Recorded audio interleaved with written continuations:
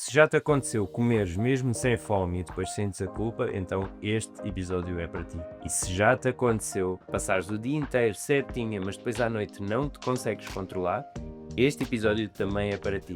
Hoje vamos falar de algo que muitas pessoas confundem, que não é falta de força de vontade, é sim uma má relação emocional com a comida.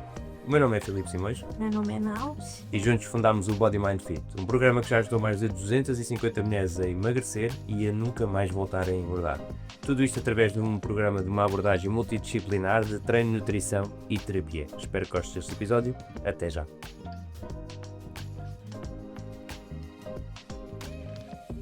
Eu acho que não existe melhor forma de começarmos este episódio do que definir com bastante clareza o que é fome emocional, o que é uma compulsão alimentar, porque sinto que hoje em dia também nas redes sociais fala-se bastante sobre isto.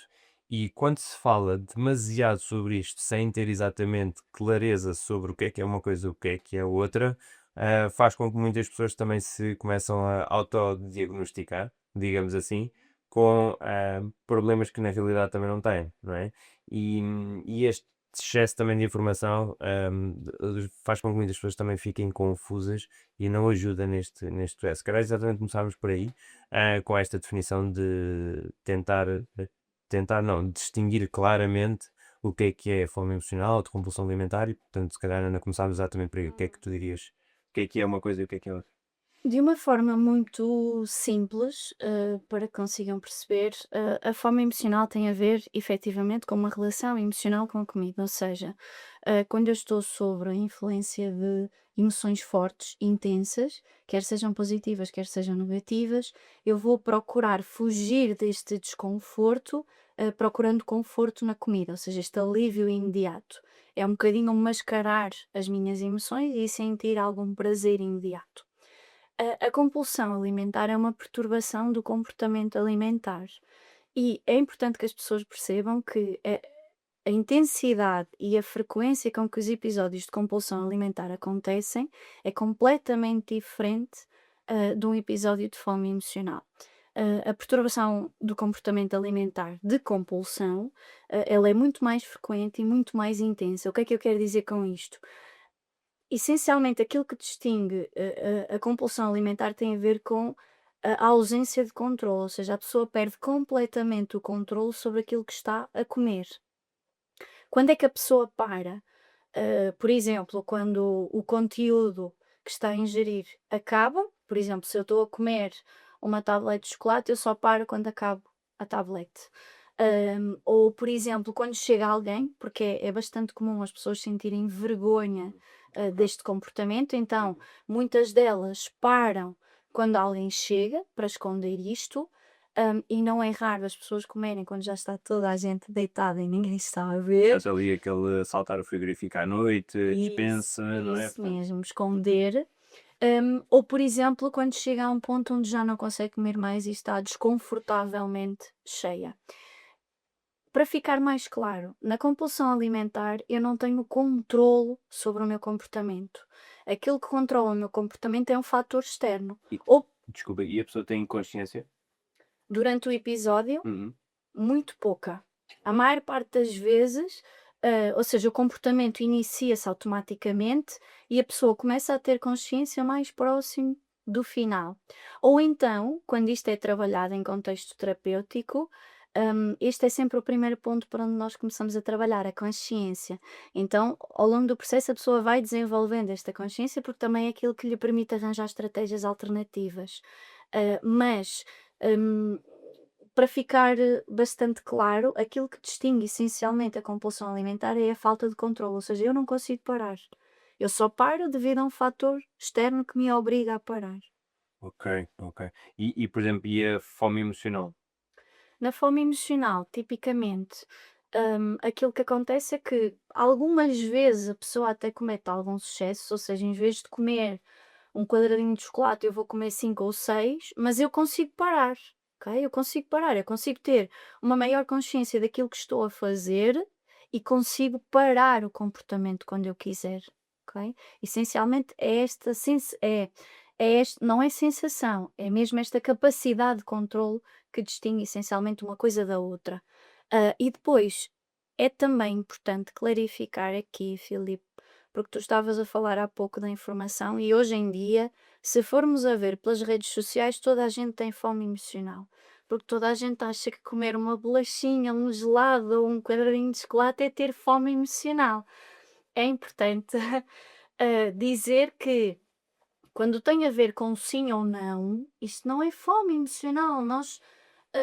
Nós comemos doces, nós comemos salgados, faz parte da nossa vida. Então também é importante que as pessoas não se enquadrem numa coisa que não é real. Algumas pessoas e algumas das nossas meninas, quando chegam, vêm com esta ideia de Ana, eu tenho fome emocional. E quando vamos a avaliar, comeram um quadradinho de chocolate à terça-feira. Ok? Exato. É importante que não se enquadrem nisto, porque, tal como já falámos noutro episódio, aquilo que eu acredito, eu vou provar a mim mesma. E se eu acreditar que eu tenho uma relação emocional com a comida, sempre que eu sentir alguma coisa intensa, eu vou logo associar à comida. Ok? A minha Então, primeira resposta é exatamente. logo vir assim para a comida, é verdade. Aliás, especialmente na mulher, existe uma fase durante o ciclo menstrual em que é mesmo fisiologicamente em que, portanto, a mulher sente esta vontade por comer mais doces, por comer coisas mais calóricas, não é? E aqui muitas mulheres associam logo isto como, ok, isto é fome emocional, mas sem terem a plena consciência de que isto não é fome emocional, eu ter esta vontade de comer mais doce e querer comer chocolate, ou comer mais gelados, ou assim, não tem necessariamente a ver com a fome emocional, tem sim a ver com o ciclo menstrual e a fase em questão. Porquê? Porque durante a fase lútea, que é portanto aquelas 2 semanas ali antes da menstruação acontecer, o que acontece é que a nível hormonal a progesterona está mais elevada, não é? E a progesterona estando mais elevada vai fazer com que haja também mais retenção de líquidos, mais inchaço, e isso também leva a com que haja também aqui um aumento também do peso, o que é perfeitamente normal. Mas para além disso, acontece é que o corpo está a preparar-se para a menstruação. E o que acontece é que, automaticamente, durante esta fase, isto está comprovado mesmo, de que o corpo da mulher gasta até cerca de mais de 300 calorias durante aquela fase. E, portanto, o metabolismo da mulher acelera naquele momento. Ora então, o que é que acontece? Se o meu metabolismo acelera durante aquele momento, significa que o meu corpo vai estar a pedir mais calorias para tentar combater esse déficit. E onde é que eu vou buscar mais calorias? A alimentos que são mais calóricos, tal e qual Isso como o mesmo. chocolate, como os gelados, não é? Portanto, como os salgados, coisas assim. E, portanto, isto não é aqui uma questão, por exemplo, durante esta fase, não é uma questão de ter fome emocional, ou uma compulsão alimentar, é sim aqui o facto de, fisiologicamente, o corpo da mulher, durante aquela fase, pede literalmente mais calorias. Porquê? Porque se está a preparar, porque vai gastar mais calorias, não é? E, portanto, é perfeitamente normal isto acontecer. E quando nós não temos, quando especialmente a mulher não tem conhecimento disto, pode fazer este diagnóstico errado. Fazendo este diagnóstico errado, fortalece aquilo que tu estavas a dizer desta identidade, de que eu sou uma pessoa que tem uma má relação, tem uma relação emocional com a comida, Uhum. e sempre que acontecer algo a nível emocional, a primeira resposta vai ser comida, não é? Portanto, isto vai fortalecer esta identidade. E como dizia logo no início, esta sensação de controlo. Se eu sentir que não tenho controlo sobre a situação, então eu não vou procurar respostas alternativas. Mas, e este é um dos processos que nós trabalhamos no nosso programa, que tem a ver com a distinção entre aquilo que é fome física, fome emocional e fome hormonal. Uhum. Efetivamente, o nosso corpo nessa fase precisa de mais energia. E quando as nossas meninas percebem isto, conseguimos dar o passo seguinte, que é, ok, se isto é uma necessidade efetiva do meu corpo, então eu posso escolher como lhe quero responder. E, por exemplo, se eu quero, nestes dias, aproveitar para comer algumas coisas que eu gosto de forma controlada, então eu permito-me comer nestes dias porque o meu corpo também está a gastar mais. Mas eu posso, dar esta energia que o meu corpo precisa através de outras formas, reforçando a proteína, escolhendo opções mais equilibradas. E isto muda logo, a capacidade de controle da pessoa, porque percebe que não tem nada a ver com a identidade dela, nem tem nada a ver com a parte emocional, é mesmo uma necessidade do corpo delas nesta fase. E, além disso, percebendo que isto acontece, os dias antes de começarem a sentir este aumento do apetite, elas vão preparar-se para isto, que é é aquela parte em que são aqueles dias em que as meninas reforçam os frigoríficos com os pedidos proteics de chocolate, por exemplo, porque já sabem que naqueles dias vão ter, mais apetite. Exato. E aqui tu estavas aqui a falar desse ponto que é, da parte da nutrição. E Uhum. como também uma coisa pode levar à outra. Por exemplo, no facto de uma fraca e pobre nutrição, não é? Pode levar a também haja estes sentimentos de ok, isto é uma fome emocional que eu estou a ter, não é? Enquanto na realidade pode não ser bem a realidade. E o que é que achas sobre isso? Aquilo que eu vejo muito em consulta, não raras vezes, é mesmo esta questão das pessoas confundirem aquilo que é fome física com fome emocional. A maior parte das meninas que nos chegam ao programa viveram durante anos numa carência nutricional, fruto do ciclo das dietas, né? Que cortam tudo e mais alguma coisa e comem pouquíssimo ao longo dos dias. E o nosso corpo funciona a energia. Para o meu corpo conseguir funcionar bem, os órgãos funcionarem, nós precisamos de energia. E nós temos duas fontes de energia: é o sono e a alimentação. Mas a maior parte da energia que nós obtemos é através da alimentação. Isto é uma questão de sobrevivência. Se o meu corpo precisa de energia para funcionar bem, se eu não lhe dou aquilo que ele precisa ao longo do dia, ele vai estar sempre a enviar-me sinais daquilo que precisa, através destes impulsos. E é por isso que muitas pessoas confundem isto com fome emocional, porque é um impulso, é quase uma coisa súbita. Mas na verdade, quando nós trabalhamos a estabilização dos níveis de saciedade, ou seja, quando a pessoa come na quantidade certa e alimentos nutritivos e saciantes, estes episódios praticamente desaparecem. Começou-se por pura magia, não é? Não, mas é mesmo isso, e isto acontece muito, exemplos muito que nós já tivemos também muitas alunas e que também nós já vi também em consultas. Em, a aluna chega até nós e depois diz sempre que, epá, mas eu chego a casa e eu nunca consigo controlar. E é ali uma fome emocional onde eu ataco o frigorífico porque, ok, já não consigo e estou ali, estou sempre a petiscar e estou sempre a comer coisas. Mas depois nós vamos a ver, e de facto, o que é que estava a acontecer na vida desta nossa aluna? Tinha um trabalho bastante estressante, com um cargo elevado, ele tinha pessoas a seu cargo, e portanto, muitas vezes, quando nós temos também pessoas a nosso cargo, acaba por ser mais estressante.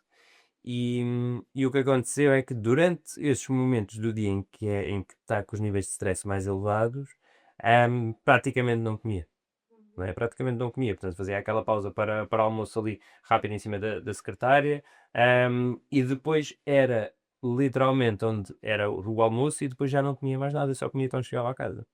Ok, o que é que estava a acontecer a esta pessoa? Para além de não estar a conseguir também criar, como já também falaste anteriormente, que é bastante importante, criar aqui blocos de momentos para aliviar também o stress ao longo do dia, é que ela estava a ter carências nutricionais e, portanto, durante o dia praticamente não comia proteína suficiente, saltava refeições e, portanto, chegava ao final do dia e é claro que quando o nível de stress baixava, era esse o momento onde ela sentia exatamente esta fome toda, porque na verdade era mesmo fome física.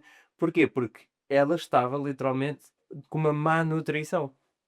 E, portanto, aquilo que nós fizemos foi muito simples. Portanto, foi, ok, vamos focar-nos em, ok, ela não tomava o pequeno almoço porque simplesmente a rotina que ela tinha não estava ajustada para isso. Ok, então vamos conseguir acordar 10 minutos mais cedo e 10 minutos era o tempo suficiente para ela preparar o, neste caso era um batido, e ela preparava um smoothie, e depois bebia o smoothie enquanto ia para o trabalho, no carro. E portanto, os únicos tempos que fizemos foi só acordar 10 minutos mais cedo, que era o tempo de fazer o smoothie, ok? Enquanto ajudava a filha a preparar-se, para depois, e depois no carro ia bebendo. Portanto, 10 minutinhos foi essencial. Depois disso foi o almoço ser também um almoço rico em proteína, o que ia ajudar imenso também na saciedade, e fundamental ter lanche, não saltar os lanches. Portanto, colocámos até na realidade, colocámos dois lanches. A Beatriz fez esse trabalho em identificar lanches que eram rápidos de comer, porque ela não queria parar de trabalhar, e eram então literalmente só pegar e beber, tanto um iogurte líquido, e depois também acompanhado com ou era uma barra proteica, depois já não me recordo essencialmente quais é que eram os alimentos, mas eram ricos também em proteína, o que faziam com que ela depois chegasse a casa e já não sentisse esta fome, não é? E portanto, muitas pessoas, é a tal situação que estavas a falar, confundem esta fome física com a fome emocional. E ela achava claramente que era uma fome emocional e que não conseguia controlar, mas aquilo que nós estávamos a ver é que claramente era uma carência nutricional. Portanto, ela não se alimentava bem ao longo do dia. E fazendo essa troca foi fundamental para que desaparecesse. E já agora, tirar esta dúvida, porque as pessoas perguntam bastante: "Ai, mas porquê só à noite?". Isto tem a ver com, para já, as nossas noites e os finais de dia são sempre um reflexo das escolhas que nós fizemos ao longo do dia. Então, se eu quero finais de dia e noites mais tranquilas e mais estáveis, eu preciso começar a trabalhar desde de manhã, a minha O problema não estabilidade. está na noite em si, Exatamente. está no que acontece antes. Mas depois também porque, e isto torna-se um problema, porque as pessoas vão empurrando esta fome com as tarefas, que é, o meu estômago até começa a roncar, mas eu começo a fazer um relatório e a seguir volto a sentir uma dor de cabeça, uma quebra de energia, mas vou para uma reunião. Então eu vou sempre empurrando, empurrando, empurrando, e quando eu chego ao final do dia e já não tenho tarefas a ocupar a minha cabeça, então é aqui que o meu corpo, no fundo, eu tenho espaço para me dar estes sinais, e daí ser mais comum isto acontecer à noite. E depois também, porque a nossa capacidade de controle é limitada, ou seja, ela não é ilimitada, nós não conseguimos ter uma capacidade de controlo igual em todos os momentos. E no final do dia eu já gastei a bateria praticamente toda da minha capacidade de controle, porque já tive que tomar um conjunto de decisões, já tive que fazer um conjunto de tarefas, já tive que fazer mil e uma adaptações, então no final do dia eu já estou mais cansada, com menos paciência, a minha capacidade de controle vai diminuir. E por isso é que aí o impulso tende a ganhar força por todos estes fatores. E o que é que é realmente comer aqui emocional? A relação emocional com a alimentação tem a ver com o facto de a pessoa não aprender a regular as suas emoções. Então, tipicamente quando surge, por exemplo, em fases em que eu tenho alguma situação na minha vida que me está ou a deixar ansiosa, por exemplo, um projeto de trabalho, ou a deixar preocupada se algum amigo ou familiar de repente tem algum problema, ou se estou com problemas conjugais, ou por exemplo, que também é bastante comum, se eu estou com algum problema comigo mesma, nomeadamente a relação com o meu próprio corpo. Então, quando estas emoções negativas, que são normais, fazem parte da vida de todos nós, no fundo, se intensificam por alguma situação de vida que aconteceu e que levou a esta intensidade maior, a pessoa que não aprende a regular as suas emoções quer fugir deste desconforto, desta dor.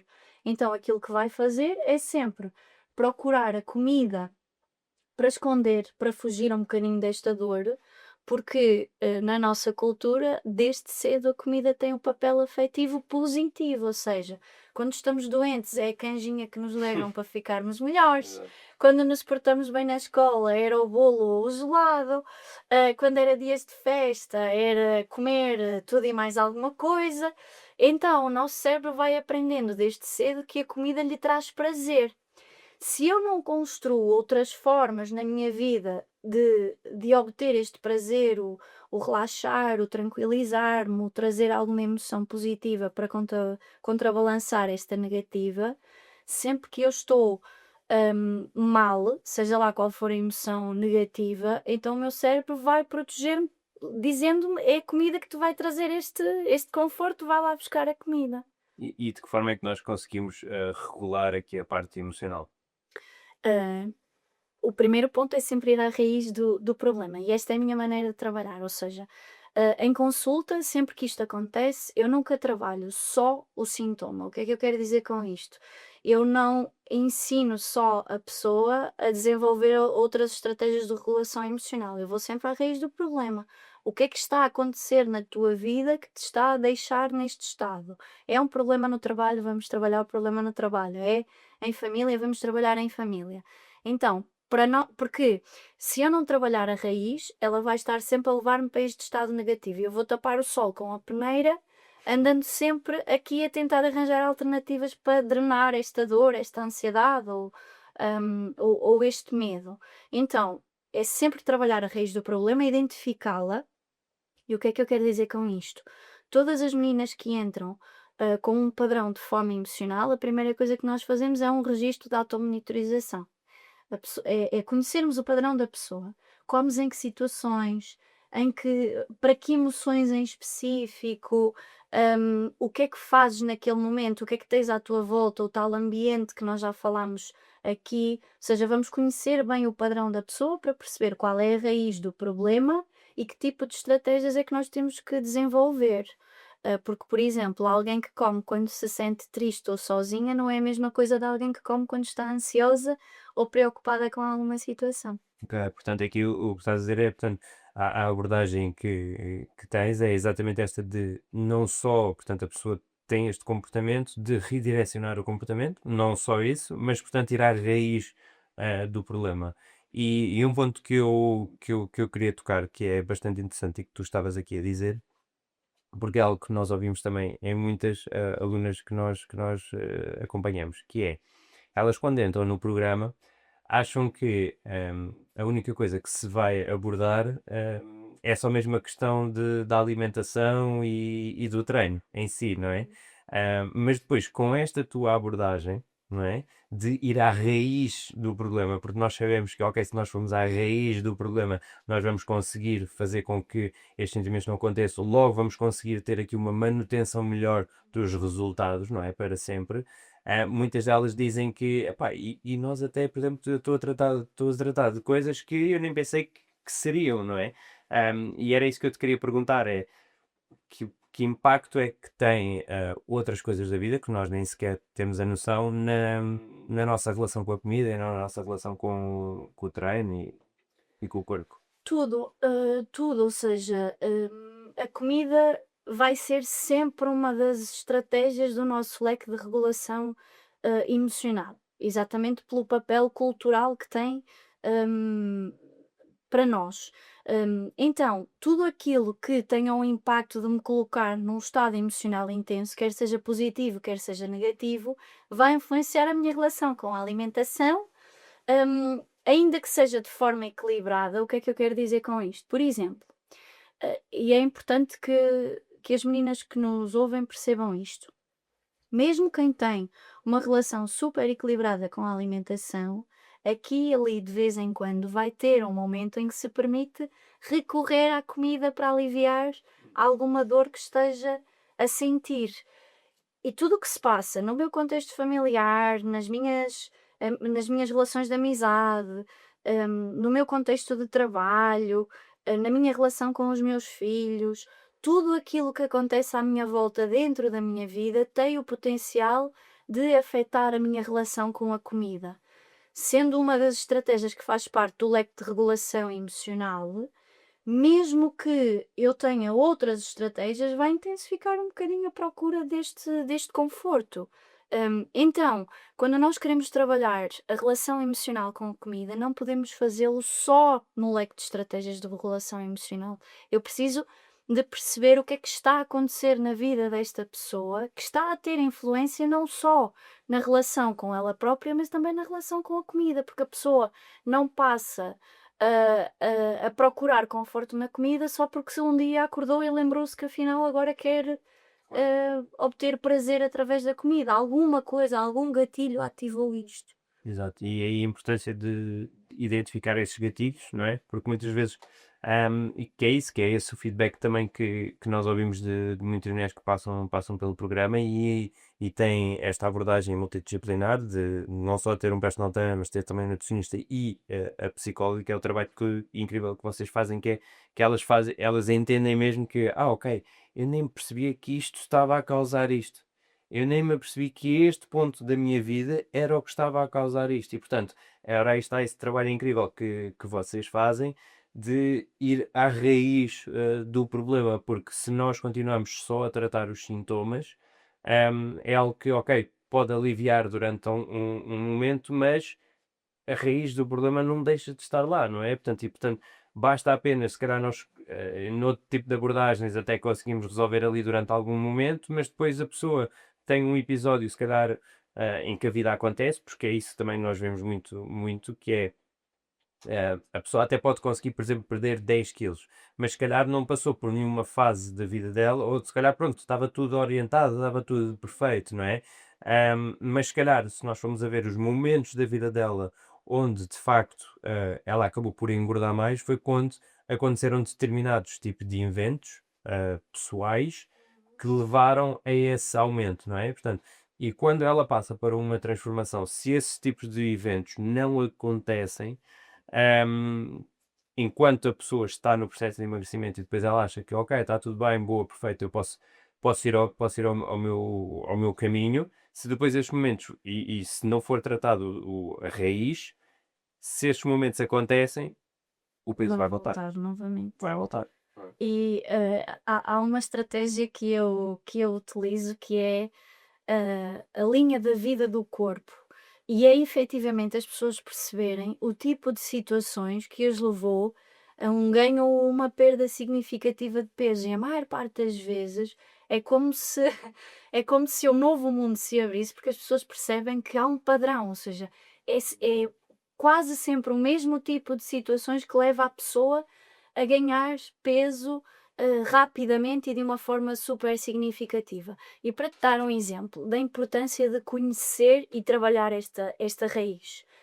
Por exemplo, alguém que me chega com fome, com uma relação emocional com a comida, com fome emocional, e eu trabalho única e exclusivamente estratégias, vai ser uma tentativa e erro. E enquanto não acertamos, a pessoa fica frustrada, e a probabilidade de desistir até acertarmos é grande. Recentemente eu trabalhava isto com uma das nossas meninas e o que é que nós conseguimos perceber através do padrão, do registro de automonitorização? Que ela comia sempre em momentos de tédio, ou seja, esta necessidade do perfeccionismo, de ser hiperprodutiva, fazia que nos momentos em que ela não tinha nada para fazer, ou seja, não se sentia produtiva, isto era super desconfortável para ela e era nos momentos em que ela ia procurar fugir deste estado de desconforto através da comida.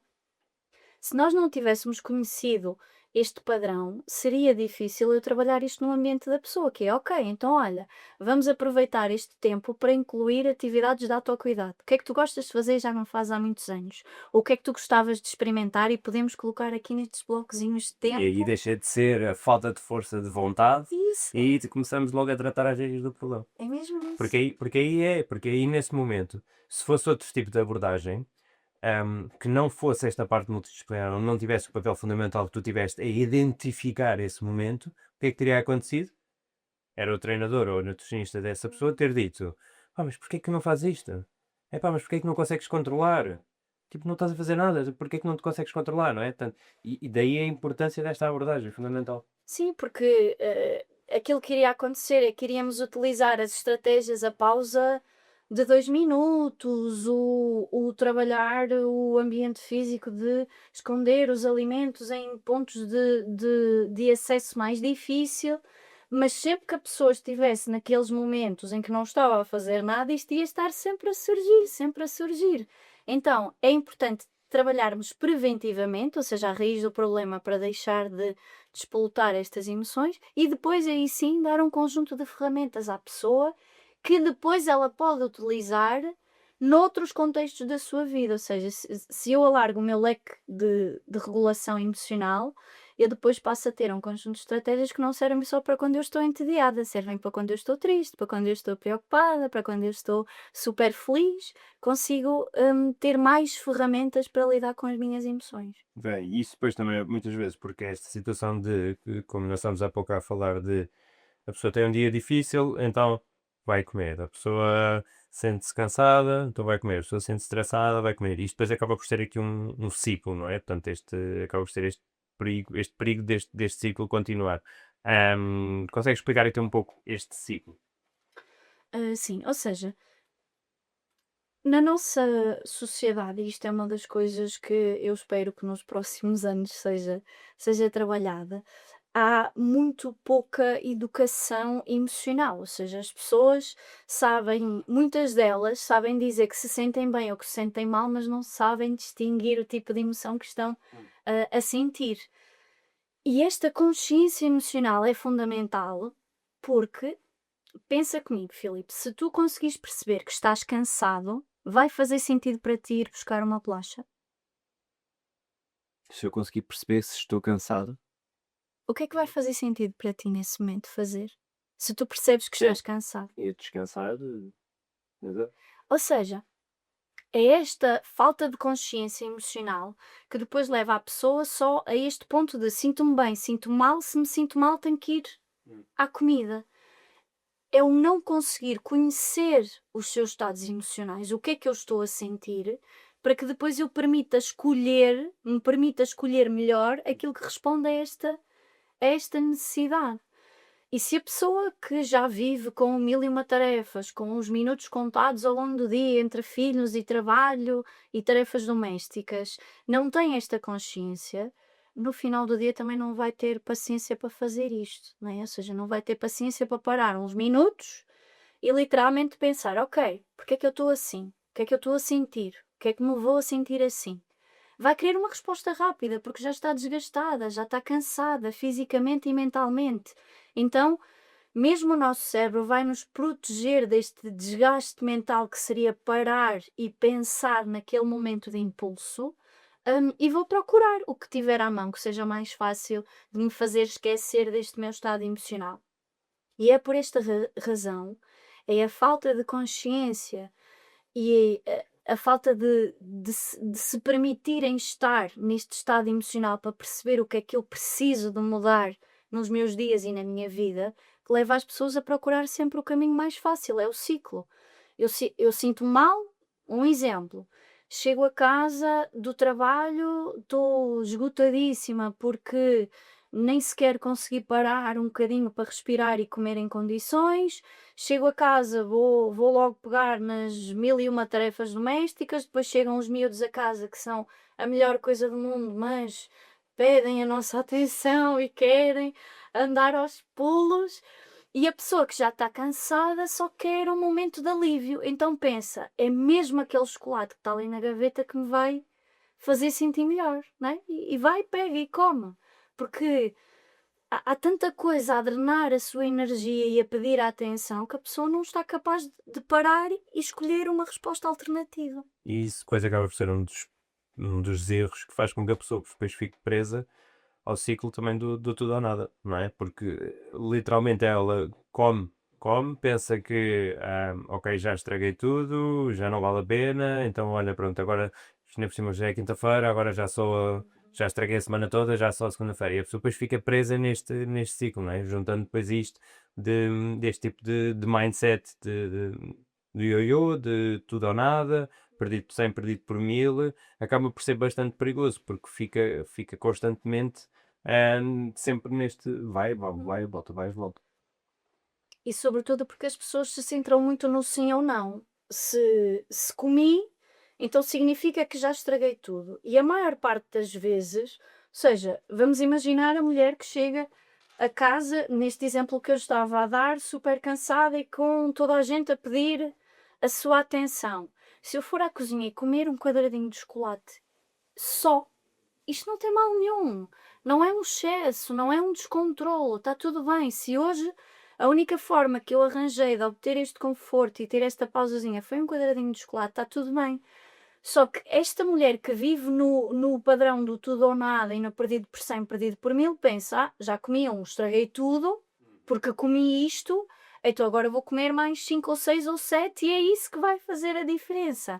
E depois tal como estavas a dizer, é quinta-feira, comi um quadradinho de chocolate, já deitei a semana ao lixo, então agora, olha, vou aproveitar para tirar a desforra que depois na segunda-feira volto novamente a dizer não a tudo. É esta dualidade, como se as coisas só pudessem ser boas ou más, e não pudesse haver aqui este equilíbrio, porque se a pessoa opta por comer um quadradinho de chocolate, está tudo bem. Se parar ali e a seguir continuar a vida normalmente, está tudo certo, não é nenhum Até faço excesso. isso, e aliás, agora vou dar aqui uma metáfora, e como tu gostas bastante de metáforas, acho que já me ouviste dizer esta imensas vezes, mas é muito isso. Portanto, e esta questão também da semana é muito isso.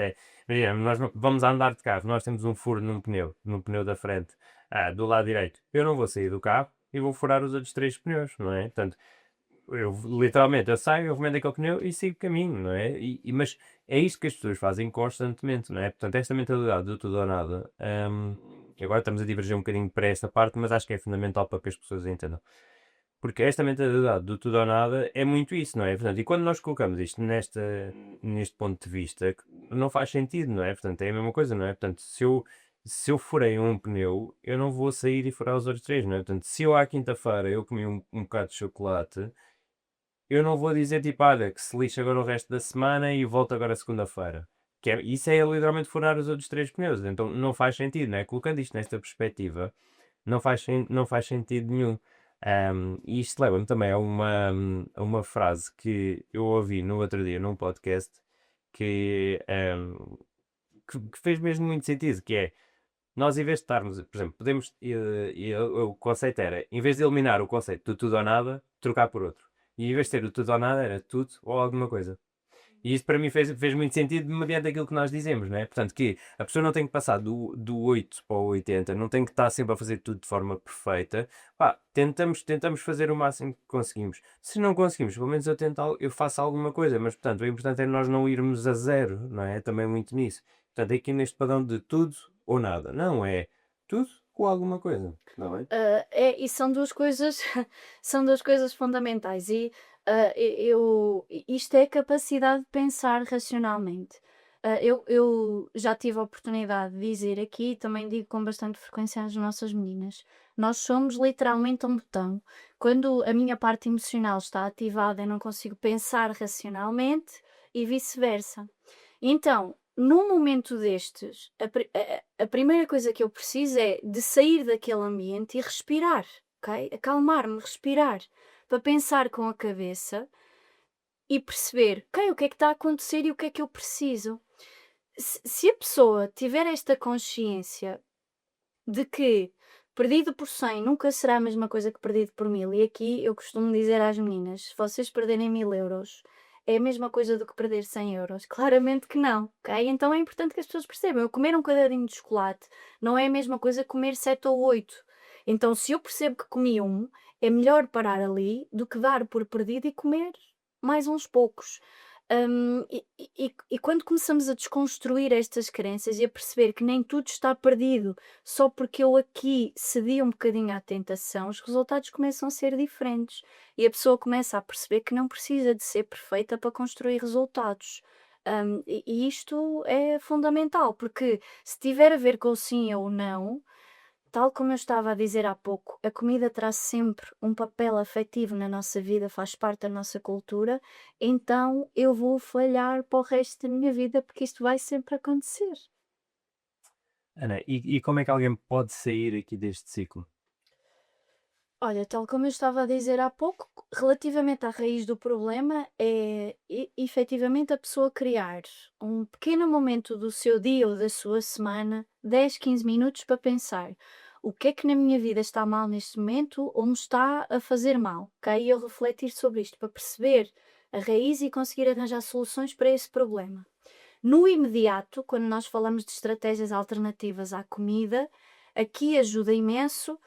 Por exemplo, a pessoa se está a ficar tensa num sítio, ir para outra divisão. ok? Eu distanciar-me da situação, do sítio que me está a deixar mal, já me vai ajudar a diminuir a carga emocional. Por outro lado, e aqui até pode ajudar pôr um cronómetrozinho, o beber um copo de água e esperar 2 minutos, ok? O impulso tem um pico.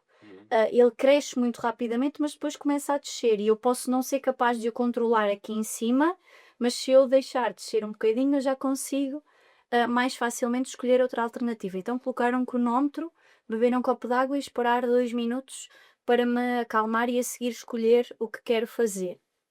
E eu sugeria criar o kit SOS emoções, ou seja, para cada emoção eu definir. Exatamente. Kit SOS. Para cada emoção, eu definir uma estratégia que eu vou utilizar. Se estiver ansiosa, vou fazer isto. Se estiver triste, vou fazer aquilo. Se estiver a sentir-me sozinha, vou fazer aquilo. Se estiver muito feliz, vou fazer aquilo. Se as pessoas criarem este leque de estratégias, só o facto de eu já ter pensado sobre isto alguma vez vai mais facilmente levar o meu cérebro a lembrar-me que eu tenho um caminho alternativo. Exato, mas ora aí está. É necessário colocar em prática, como é aquilo que tu estás a dizer, porque se fizer a primeira vez já me vai ajudar mais, então quanto mais eu fizer também vai me ajudar mais. Em termos de alimentação, é um pouco aquilo que falei, por exemplo, no exemplo que eu estava a dar há pouco, daquela estrutura daquela nossa aluna que sentia isto mesmo ao final do dia. E portanto ter aqui refeições bem estruturadas, e quando falamos bem estruturadas estamos a falar de uma boa quantidade de proteína, de hidratos e de legumes, ricos também em fibra. Porquê? Porque a fibra vai ajudar a aumentar esta saciedade. A proteína aqui vai ser fundamental, especialmente para as mulheres que acabam por ter aqui estes episódios que é mais ao final do dia. Aqui é fundamental então os lanches também, porque muitas delas é do género quando saem do trabalho e chegam a casa, e portanto é um ambiente novo, e portanto aqui é fundamental que haja aqui uma boa alimentação. Portanto 2 lanches ricos também em proteína vai ajudar imenso.